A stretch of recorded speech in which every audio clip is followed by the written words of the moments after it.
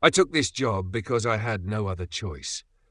My car broke down in a town I'd never heard of, halfway through a cross-country move that was supposed to be a fresh start. I spent my last bit of cash getting towed to a rundown garage that could probably fix it, if they could get the part, which, conveniently, wouldn't be in until next week. That left me stranded in Red Pines, West Virginia, with nothing but a duffel bag, $20, and a sinking feeling that I had made a mistake coming here. So when I saw the Help Wanted sign in the gas station window next to the truck stop diner, I took my shot. It wasn't much, but the manager, Earl, seemed decent enough. Old guy, wiry, cigarette always hanging from his lips, never quite looking you in the eye. Said the job was simple. Work the graveyard shift, stock shelves, man the register, clean up, and, most importantly, follow the rules. He handed me a list, printed on yellowed paper, the edges curled like it had been passed down for years. The ink was faded, but the words stood out, bold and clear. I glanced up at him, expecting a smirk, maybe a chuckle, but his face was blank, dead serious. Rules for the night shift at Red Pines truck stop. 1. Lock the doors at exactly 11:59 p.m. Don't open them for anyone until sunrise, not even if they beg. 2. The payphone in the back will ring at 12:17 a.m. Do not answer it. 3. If a man in a suit and a wide-brimmed hat knocks on the window, turn off all the lights and hide behind the counter. 4. Some trucks don't have drivers. Ignore them. You may see a little girl in a blue dress wandering the aisles. She is not real. If she speaks to you, do not respond. 6. At 3:33 a.m., a man with no shoes will walk in and ask for a pack of cigarettes. Give him a pack from the top shelf. Do not charge him. Do not speak to him. Do not look at his feet. 7. If the bathroom door slams shut on its own, leave it closed, no matter what you hear inside. 8. At exactly 4:12 a.m., the security cameras will go to static. Do not rewind the footage. Do not check the back room. Just keep your eyes on the counter and wait. 9. Show if you hear knocking from inside the supply closet, slide a $5 bill under the door. If the knocking stops, you're fine. If it doesn't, run. 10. When the sun starts to rise, you will hear something whisper your name from the freezer. Clock out. Leave immediately. Do not look back. Earl clapped me on the shoulder, nearly making me drop the paper. Easy enough, right? He muttered, already heading for the door. See you in the morning, kid. And just like that, I was alone. The truck stop was old, but it was well kept. Fluorescent lights buzzed softly overhead, casting a yellow glow over the aisles of snacks and road trip essentials. Outside, the diner next door was still open, a few truckers nursing cups of coffee under flickering neon signs. The normal part of the shift wasn't bad, but midnight was coming, and I was about to learn why Earl never worked nights. The first thing I did was lock the doors. I didn't question it. Something about the way Earl said it made my stomach churn. I slid the deadbolt shut, flipped the sign to closed, and took a deep breath. I could handle this. Just stick to the list, do the job, get through the night. Then the payphone rang. I froze. 12:17 a.m., exactly on time. My hands clenched into fists. My brain screamed at me to pick it up, that I was being ridiculous, that rules like these were just small-town superstition. But my gut told me no. I turned my back to it. The ringing stopped after 3 tones. Outside, the lot was quiet. A lone 18-wheeler idled at pump 4, no driver in sight. I swallowed hard and turned away, pretending I hadn't seen it. 1:45 a.m. The little girl appeared near the coffee machines. I gripped the counter so hard my knuckles turned white. She had long, dark hair, a tattered blue dress, and bare feet. She stared at me with wide, unblinking eyes. "Where's my mommy?" A chill ran down my spine. My throat locked up. I stared past her, forcing myself to breathe evenly. "Sir?" She tried again, her voice warping, distorting, like it was being played through an old cassette tape. "Sir, can you help me?" I squeezed my eyes shut, counted to 10. When I opened them, she was gone. A man with no shoes walked in. He didn't look at me, just shuffled up to the counter, his pale hands trembling, his lips moving like he was whispering something I couldn't hear. I reached for the cigarettes, my fingers brushing against the old cardboard box. Top shelf, just like the rules said. I set them down in front of him. He reached out, his hands ice cold, fingers brushing against mine for a second too long. I swallowed back a shudder. He turned and left without a word. I didn't look at his feet. 4:12 a.m. The security cameras went to static. I bit the inside of my cheek, gripping the edge of the counter to stop myself from checking the back room. The silence in the store felt alive, like something was waiting, watching. A shadow moved across the flickering screen. Too tall, too thin, too many arms. I shut my eyes, counted the seconds. When I opened them, the cameras were normal. I made it through the night. At 5:55 a.m., the horizon turned grey. The whisper came from the freezer. My name, soft, slow, dragging out every syllable. I didn't look, didn't breathe, didn't hesitate. I grabbed my bag and walked straight out the front door. Earl was waiting outside, smoking a cigarette. He nodded at me, a knowing glint in his tired eyes. "You'll be back." I shook my head, laughing under my breath, half from exhaustion, half from sheer relief. Not a chance. But as I walked toward my broken-down car, a thought crept in. My car wasn't getting fixed until next week. I still needed the job. And something told me, deep down, that the truck stop wasn't done with me yet. I thought this would just be a paycheck, a temporary gig until I got back on my feet. But as I stood in that gas station, watching the clock strike midnight, I realized something. This wasn't just a job. This was a test. And the worst part? The night had only just begun. Do you think you could survive the night shift? Let me know in the comments. Hit that like button if you're ready for part 2. Trust me, it only gets worse from here. And if you don't want to miss what happens next, subscribe to Dreadwood Tales. Because once you step into this world, there's no turning back. The first few hours of my shift passed like any other. I stocked shelves, wiped down the counters, and helped the usual crowd of truckers and weary travellers. A couple of guys from the mine came in for coffee, talking in low voices about a cave-in down the road. An old man in a flannel jacket shuffled in, bought a lottery ticket, and left without a word. For a while, it felt like just another gas station in the middle of nowhere. Then the clock hit 11:59 p.m., and everything changed. I was behind the register, scrolling through my phone when Sam, the old guy who'd trained me earlier, walked back inside. He'd left at exactly 11:50, telling me he had somewhere to be before the next shift started. Now he stood in the doorway, his face lined with deep creases, his eyes serious in a way that made my skin crawl. "You read the rules, kid." His voice was low, urgent. I swallowed hard. "Yeah, good, because you're about to see why we have 'em." The bell over the door chimed. 12 a.m. And that's when the first truck pulled in. I knew something was off the second I saw the headlights. Too bright, too white. The kind of high beams that don't belong on any rig I'd ever seen. The engine rumbled in a way that made my ribs vibrate. The truck rolled up to pump 6, the one I'd been warned about. I didn't move. I didn't blink. I just stood there, gripping the counter so hard my knuckles turned white. The door creaked open and something stepped out. At first, in the dim neon glow of the station, it almost looked normal. A man, tall, lean, wearing a trucker's cap low over his face. But as he moved closer, I saw the way his limbs bent. A fraction too long. Joints that moved like they were on the wrong setting. He walked past the front windows without looking in, heading toward the store entrance. The bell chimed. "Rule number 2, Sam muttered. "When they come inside, do not acknowledge them unless they speak first." I stayed silent.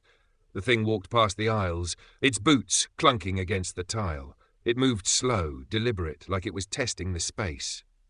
Sensing. It didn't grab a drink. It didn't look at the chips. It didn't touch a single thing. It just wandered through the store until it stopped in front of me. I didn't breathe. Its head turned. Beneath the shadow of its cap, I could barely make out a face, but not a real one. The skin was too smooth, too featureless, like a mask made of stretched leather. For a long moment, it didn't speak. Then, in a voice that didn't match its body, it rasped, "Bathroom." A cold shudder ran down my spine. I nodded, pointed to the sign on the wall, but I didn't speak. The thing's head twitched. A low clicking sound came from somewhere deep in its throat. Then it turned and walked to the back of the store. The bathroom door creaked open. It never closed. Sam let out a breath and wiped his forehead. That was close. I looked at him, still gripping the counter. What was that? One of the regulars. His voice was too calm, like this was normal. They come through every night. Most of them don't cause trouble, long as you follow the rules. I didn't respond. I was too busy staring at the open bathroom door. Minutes passed, then an hour. It never came back out. At 1:27 a.m., another truck pulled in. This one was worse. The lights flickered as it rolled up to the pump, and for a second I swore the whole store got smaller, like the walls contracted. "That's number 7, Sam whispered. "Get to the cooler, now." My stomach dropped. Rule number 5. If the truck at pump 7 doesn't turn off its engine, go to the walk-in cooler and close the door. Do not come out until the noise stops. The growl of the engine shook the building. I bolted. My shoes squeaked against the tile as I ran past the aisles, past the snack racks, toward the cooler door. Sam was already inside, holding it open just enough for me to slip through. As soon as I was in, he shut it. We stood there in the cold, surrounded by crates of soda and beer.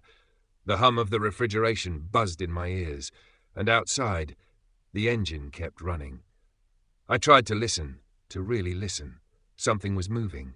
Not inside the store, but outside, around the truck. Something was walking. Heavy footsteps, slow and dragging, like something massive circling the pumps. Then a new sound. Not footsteps. A tap.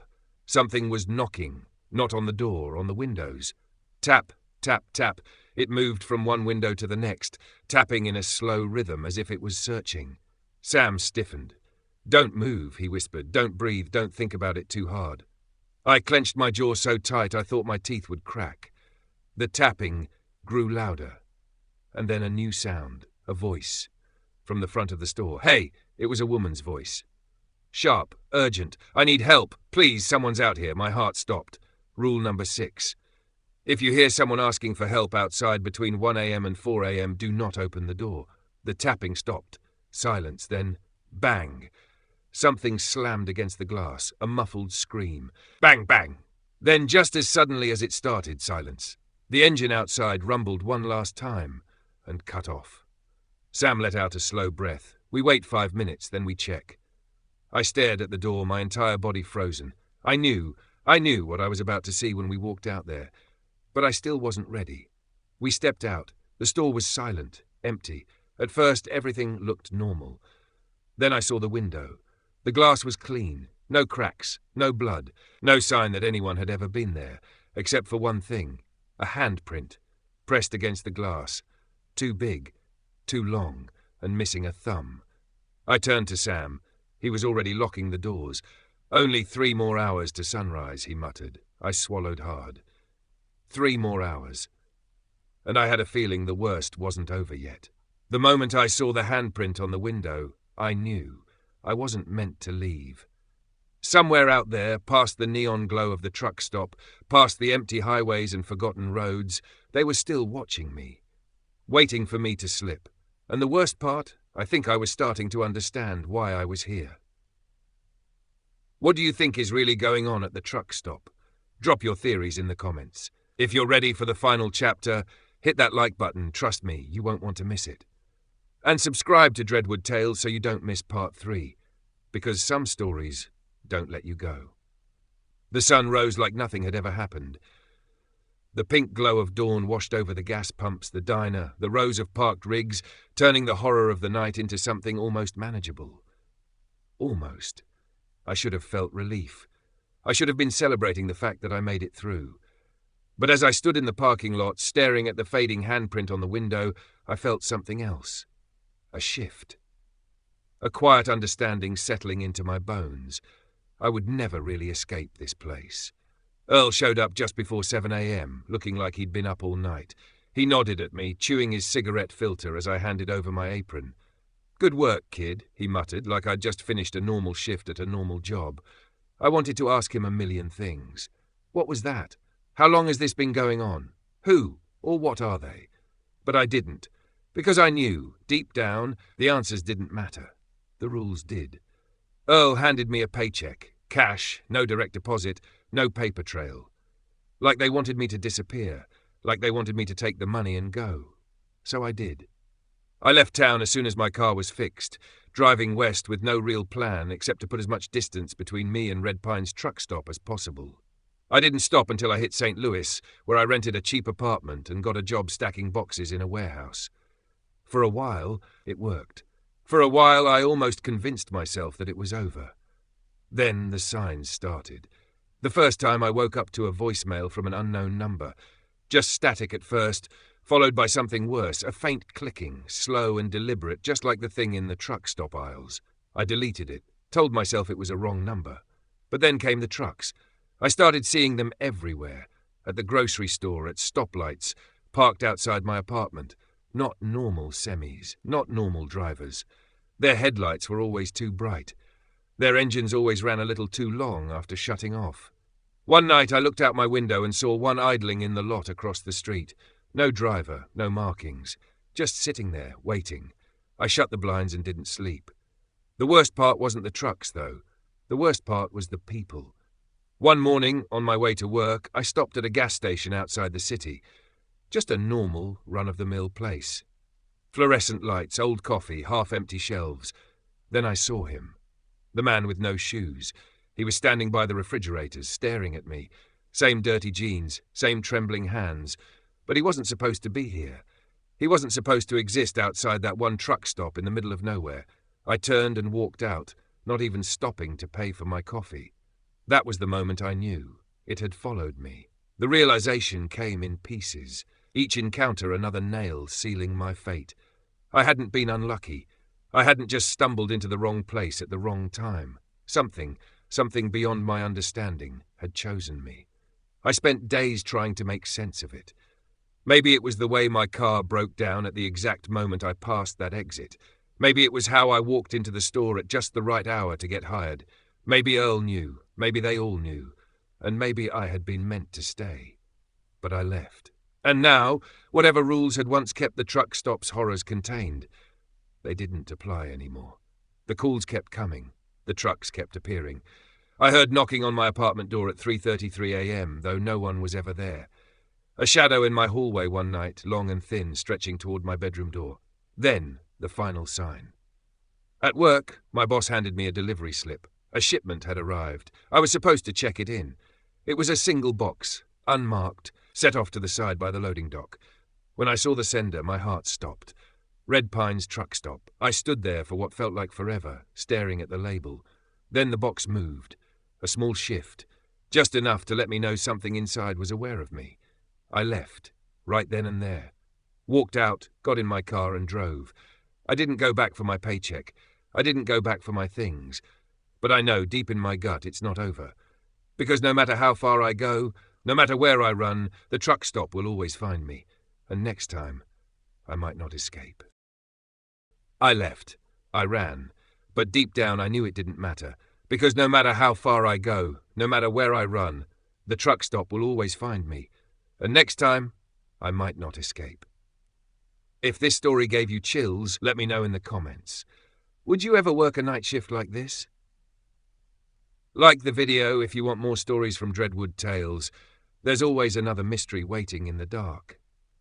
And if you don't want to miss what comes next, subscribe, because if the truck stop found me, it could find you too.